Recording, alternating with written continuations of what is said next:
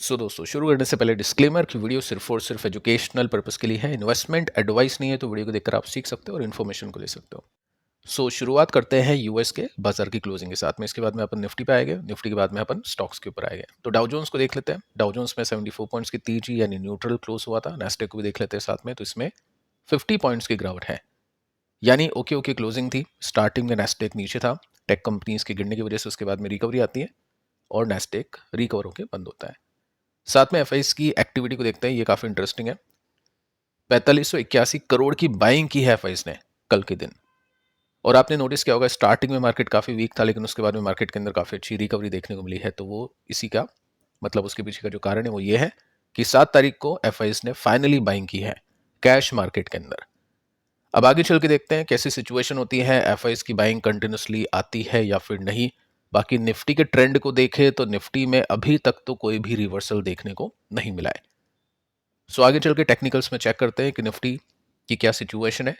बाकी इनको आप जानते होंगे, माइकल बरी, और ये काफ़ी फेमस हुए थे 2008 के अंदर। 2008 के अंदर जब मार्केट गिरा था तो इन्होंने काफ़ी मोटा पैसा कमाया था, क्योंकि इनको पहले से पता लग गया था 2008 में इन्होंने मार्केट की गिरावट का फायदा उठाया शॉर्ट सेलिंग करके।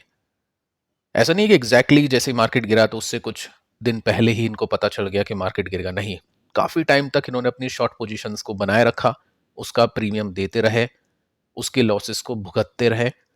तो जैसे मान लो इन्होंने सोचा 2007 के अंदर, तो उसके बाद में कई महीनों बाद, या हम बोल सकते हैं साल भर बाद, या उसके भी थोड़ा सा लंबा टाइम था, तो उसके बाद में मार्केट गिरा, तब जाके इनको काफ़ी मोटा प्रॉफिट हुआ।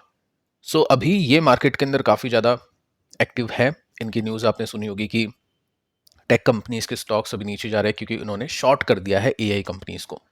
परसों के दिन आपने देखा कि नेटवेब का स्टॉक भी नीचे था, काफ़ी गिरा था, लेकिन आज यानी कल के दिन अच्छी रिकवरी देखने को मिली थी। तो उसके पीछे का ये कारण है कि यूएस की जो टेक कंपनीज है, स्पेशली जो एआई कंपनीज है, एनवीडिया ऐसी जो कंपनीज है, उनकी काफ़ी पिटाई हुई क्योंकि इन्होंने शॉर्ट किया है।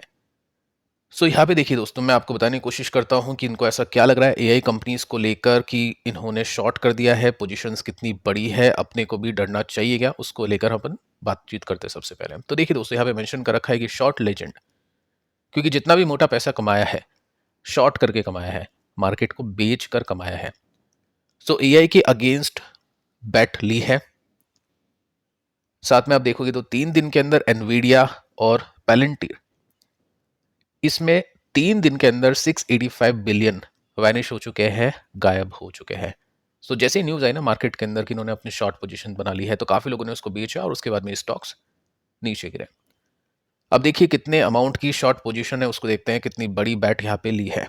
तो तकरीबन 1.1 बिलियन डॉलर्स की ये बैट ले चुके हैं दो कंपनीज के अंदर, जिसका नेम, जिनके नेम्स आप यहाँ पे देख सकते हैं। तो इनको ऐसा लग रहा है कि एआई का जो बबल है वो फूटने वाला है। अब देखिए शॉर्ट जब भी ये करते हैं तो कैसे करते हैं, कई तरीके होते हैं शॉर्ट करने के। 2008 में अलग तरीके के शॉर्ट किए थे।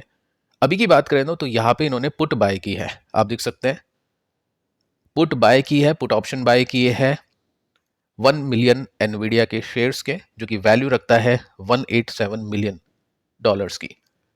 साथ में 5 मिलियन आप देख सकते हैं पैलेंट्री के भी शेयर्स के यहाँ पे पुट ऑप्शन हम बोल सकते हैं, जो कि तकरीबन 912 मिलियन की वैल्यू रखता है। पुट ऑप्शन बाय करने का मतलब क्या है कि ऐसा नहीं है कि आज से लेकर कुछ महीनों बाद या कुछ साल बाद ये स्टॉक गिरेगा तब इनको प्रॉफिट होगा। पुट ऑप्शन बाय करने का मतलब है कि अभी ही कुछ टाइम के अंदर इनको प्रॉफिट होगा या नुकसान लेके ये आउट होने वाले हैं, क्योंकि प्रीमियम कम होता है। अगर ये स्टॉक चले गए तो ऑब्वियस इनका नुकसान बढ़ेगा, अगर ये स्टॉक चलेगे नहीं और गिरेगे नहीं ना, तब भी प्रीमियम कम होता है, क्योंकि पुट बेचा नहीं इन्होंने, पुट बाय किया है। तो ये ऑप्शन के अंदर जो भी काम लोग करते हैं उनको पता होगा। प्रॉब्लम ये है कि इन्वेस्टर ऐसा डेटा देखने के बाद में बेच देते हैं। मतलब जिसके पास भी एआई कंपनी के स्टॉक्स होंगे वो बेच दिए होंगे, मतलब अपनी रिसर्च है आपके हिसाब से, अगर उसको बेचना चाहिए तो ठीक है, वो कोई बात नहीं है। अगर आपने देखा नंबर्स खराब है या टेक्निकल्स में ब्रेक डाउन आ चुके हैं या फिर जो भी आपकी स्ट्रैटेजी मैच खा गई तो उसके हिसाब से आपने बेचा, तो वेल एंड गुड, कोई दिक्कत नहीं है। लेकिन ब्लाइंडली किसी इन्वेस्टर को फॉलो करके बेचना, वो बेवकूफ़ी होती है। अब जैसे अगर मैं इस कंपनी के सीईओ की बात करूं, तो आप देख सकते हैं यहाँ पे एलेक्स इनका नेम है, इन्होंने बोला है, क्रिटिसाइज किया है बरी को, जो शॉर्ट की बैट ली है वो पागलपन है।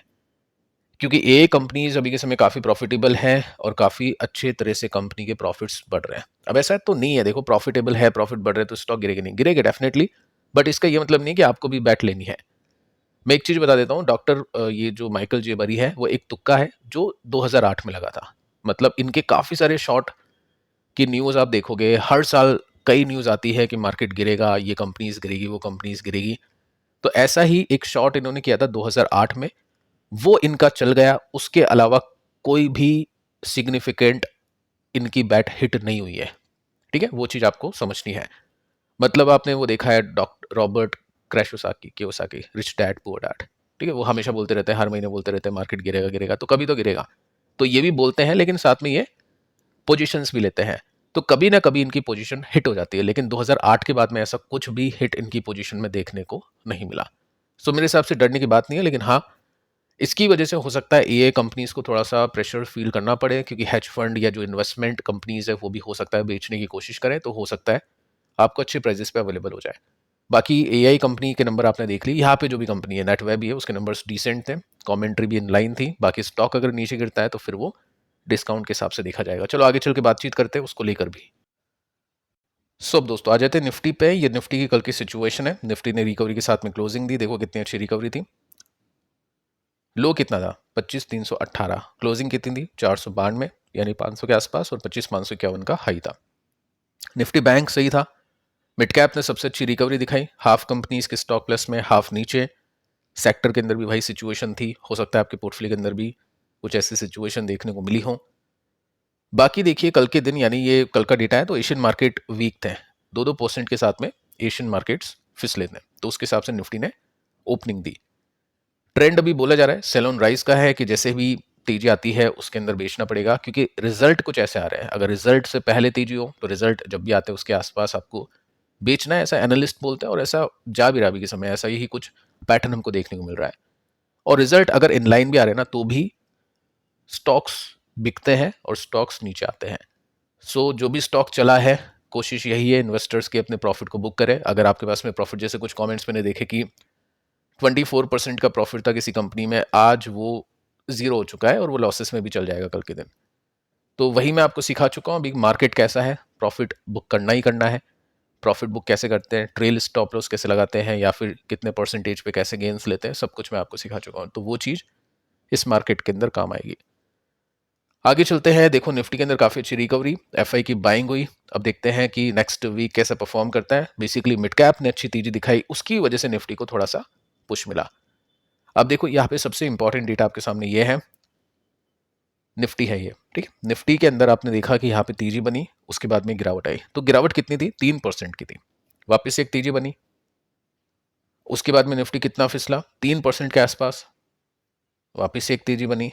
अभी निफ्टी कितना नीचे है, अभी निफ्टी है 3% से कम। लेकिन जो निफ्टी का लो है, ये जो लो कल के दिन बना था जहां से रिकवरी आई थी, वो कितना था, वो 3% था। सो अगर निफ्टी को नॉर्मल करेक्शन देना है तो ये 3-3% की जो रिचुअल है वो निफ्टी फॉलो करेगा। और वो पता कैसे कर सकते हैं, पता चल जाएगा। जैसे यहाँ पे तो एक रिवर्सल हुआ था, ग्रीन कैंडल, बहुत बड़ी ग्रीन कैंडल बनी थी, ठीक है। यहाँ पे कुछ बेस बने थे जो हमने पता भी किया था यहाँ पे कि गिरावट की इंटेंसिटी कम हो चुकी है, ठीक है। यहाँ पे अब देखते हैं यहाँ पे क्या होगा, क्योंकि रिकवरी तो हमको ये बता रही है कि हो सकता है निफ्टी का भी शॉर्ट टर्म करेक्शन अगर निफ्टी को देना हो तो वो हो चुका है। बाकी देखते हैं कि क्या होता है, क्योंकि निफ्टी ने जो क्लोजिंग दी है वो इस रेसिस्टेंस के जो सपोर्ट है उसके ऊपर जाके दी है। सो वैसे हम देखें तो अच्छी एक स्ट्रेंथ यहाँ पे दिखी है।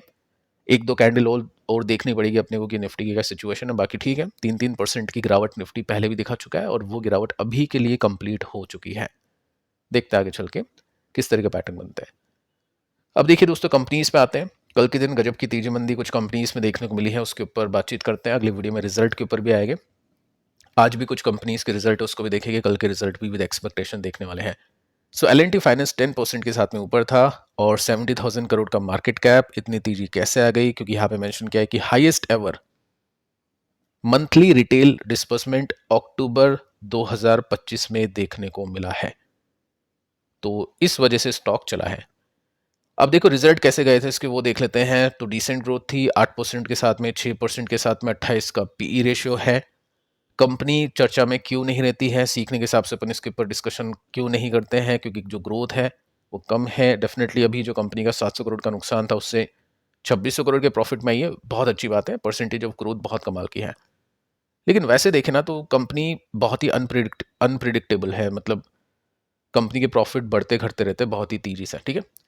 सो एक पॉइंट है स्टॉक का जो प्राइस एक्शन है, जो चार्ट आप देखोगे तो वो भी आपको कुछ ऐसे ही देखने को मिलेगा कि कुछ बड़े ब्रेकआउट्स होते हैं, उसके बाद में बड़ी तेजी, ये मल्टी ईयर ब्रेकआउट, उसके बाद में बड़ी तेजी, ये मल्टी ईयर ब्रेकआउट, ये तेजी, ये पूरा मल्टी ईयर ब्रेकआउट यहाँ पे निकला, उसके बाद में बढ़िया तेजी बनी है। तो एक सुपर्ब बड़ा कप एंड हैंडल पैटर्न बना है, उसके बाद में तेजी बनी है। अब ये कितनी चलेगी वो पता नहीं है, तो रिस्की कंपनी है।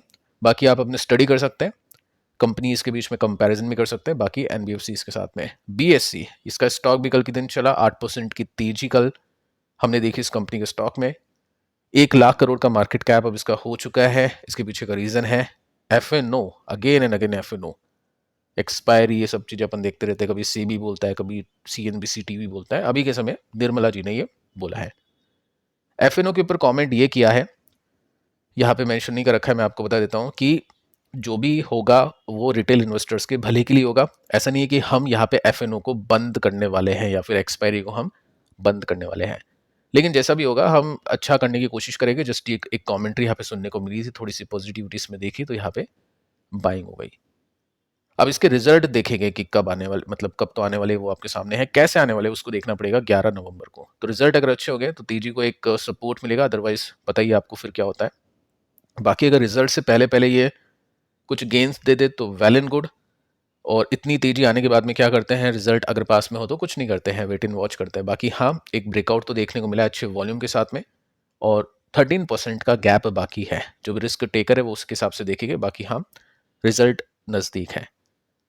नेक्स्ट कंपनी एंजल वन, ये भी इसी वजह से चला, 5% की तेजी इसमें मिली। साथ में एक न्यूज भी इसमें, मतलब ये आप देख सकते हैं किस वजह से तेजी थी। साथ में एक न्यूज भी इसमें देखने को मिली है कि तेजी मिली है एवरेज डेली ऑर्डर के अंदर, जो कि 11 महीनों के पीक पे पहुंच चुके हैं। क्लाइंट का बेस बड़ा है 1.5% के साथ में एमओएम बेसिस पे, 22% के साथ में बड़ा है वाइनर बेसिस पे। कमोडिटी मार्केट का शेयर थोड़ा सा डिप कर चुका है। सो क्या इस रीजन की वजह से स्टॉक चला है? मेरे हिसाब से तो नहीं। यहाँ पे जो तेजी बनी है वो कमेंट्री की वजह से बनी है, क्योंकि ये न्यूज़ आई थी 8:16 के आसपास और ओपनिंग थी स्टॉक की ठंडी। लेकिन जैसे ही कमेंट आया एफएम का, उसके बाद में स्टॉक के अंदर तेजी बनी है। सो एफएम की कमेंट्री की वजह से चल गया, 16% अपने रेसिस्टेंस को ले लिया, तो बहुत अच्छी बात है, वेल एंड गुड। बाकी सपोर्ट अगर इसमें नंबर्स का है या नहीं है, तो मैं कहूँगा कि सपोर्ट इतना कुछ खास इसके नंबर्स का नहीं है।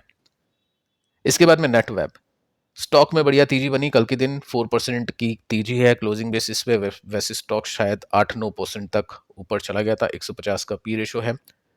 बातचीत अपन कर चुके हैं कि short term player definitely exit करेंगे, क्योंकि नहीं पता है कि अब स्टॉक किस तरह से परफॉर्म करेगा। यहाँ पे स्टॉक ने ब्रेकडाउन दिया, हो सकता है इस तरह से परफॉर्म करके नीचे जाए या ब्रेकआउट करे, किसी को नहीं पता है, ट्रेडर्स की बात करो। लेकिन लॉन्ग टर्म इन्वेस्टर ने रिजल्ट देखे, रिजल्ट कैसे थे, रिजल्ट ओके थे, कमेंट्री कैसी थी, वो भी ओके थी। सो जो लॉन्ग टर्म होल्ड करना चाहते हैं कुछ साल के लिए, वो डेफिनेटली होल्ड ही करेंगे इसके अंदर।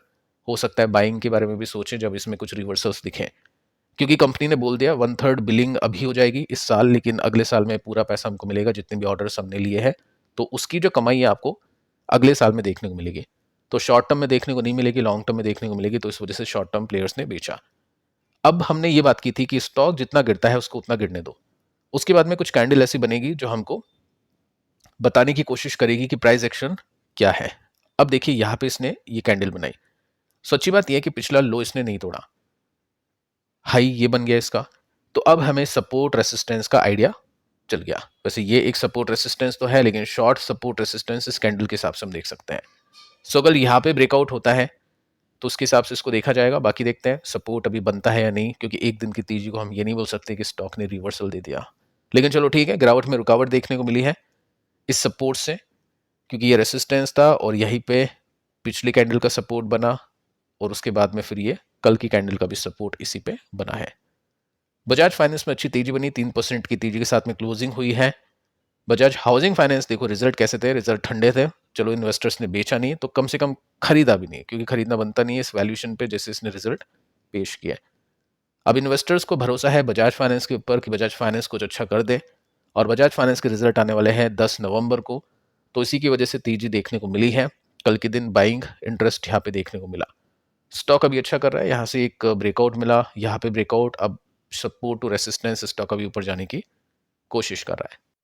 सो फिलहाल दोस्तों इस वीडियो में इतना ही। परसों की वीडियो से आप देख लेना, अगर आपने देखी नहीं है तो। नेक्स्ट वीडियो में रिजल्ट के ऊपर चर्चा करते हैं, तब तक के लिए बाय बाय।